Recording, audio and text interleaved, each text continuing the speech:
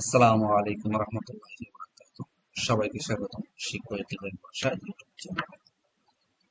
আজকে আমাদের ভিডিও হলো 200টি ইতালিয়ান বিপরীত শব্দের অর্থ নিয়ে। আজকে আমাদের ভিডিও যা আমাদের ক্লাস 200টি ইতালিয়ান বিপরীত শব্দ অর্থ, যা আমাদের প্রতিনিয়ত ব্যবহৃত হয়। এরকম 200টি ইতালিয়ান শব্দ অর্থ বিপরীত শব্দ অর্থ। চলুন শুরু করা যাক। 1 নম্বর, আলতো। আলতো এর অর্থ হলো উঁচু। 2 নম্বর, বাসো। বাসো এর অর্থ হলো নিচু। এটা হলো বিপরীত শব্দ আর এটা হলো শব্দ। 2 নম্বর, aperto। aperto এর অর্থ হলো খোলা। chiuso। chiuso এর অর্থ হলো বন্ধ। 3 নম্বর, buono। buono এর অর্থ হলো ভালো। cattivo। cattivo এর অর্থ হলো খারাপ। 4 নম্বর, bello। bello এর অর্থ হলো সুন্দর।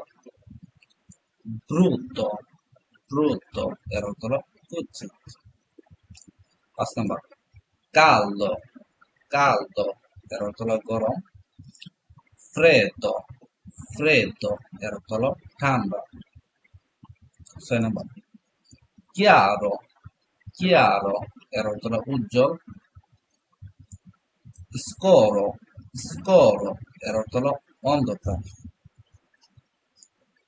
7 নম্বর, corto। corto এর অর্থ হলো ছোট। longo। longo এর অর্থ হলো লম্বা। 8 নম্বর, facile। facile এর অর্থ হলো সহজ।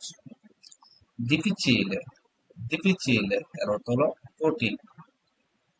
9 নম্বর, felice। felice এর অর্থ হলো সুখী। triste। triste এর অর্থ হলো দুঃখিত বা দুঃখী। 10 নম্বর, forte। forte এর অর্থ হলো শক্তিশালী। debole। debole এর অর্থ হলো দুর্বল।